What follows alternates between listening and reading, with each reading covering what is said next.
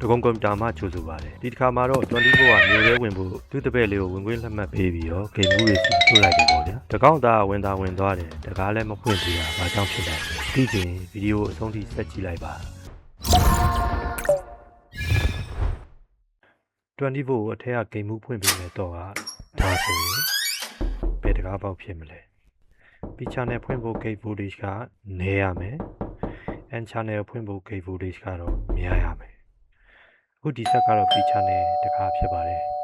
ကဲတိုင်းတာရေးစမယ် DC jet ထိတ်ကစတိုင်းပဲဗျာ20 volt fuse မှာလည်း20 volt ပြီးတော့ fast LED ထိတ်က20 volt ရှိတယ်ဒီဘက် source ဘက်မှာကျတော့ 19.6 volt game မှာလည်း 19.6 volt ဒီအနေထားက MOSFET က off နေတာပါ body diode ကြောင့်သာ source ဘက်ကို 19.6 volt ရောက်နေတာပေါ့ body diode ဆိုတာတနည်းအားဖြင့်20 volt ရဲ့တပည့်ကျော်လေးပေါ့နားလေအောင် schematic နဲ့ပြရမယ်ဆိုရင်အမှန်က20 volt ရဲ့တပည့်ကျော် 19.6 volt ပဲကျော်သွားရင် PR303 နဲ့ PR307 က divider ဖြစ်ဒီဘက်ကဝင်ပြီး signal ရဒါဆိုရင်ဒါ grounded 5 volt ပြီးနေပြီအခုတော့ဘာဖြစ်လဲမသိဘာဖြစ်ဖြစ်ဗျာပုတ်ပေါ်သွားပြီးတော့ဒါစစ်မယ်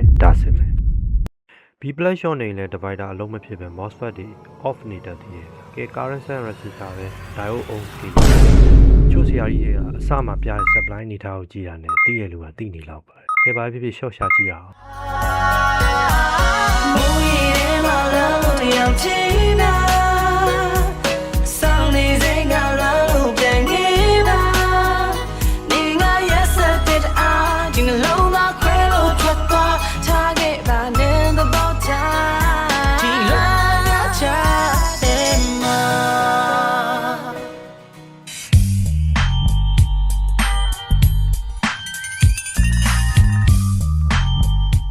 ဗီဒီယိုလေးကတော့ဒီလောက်ပါပဲနောက်ဗီဒီယိုမှာပြန်တွေ့ကြတာပေါ့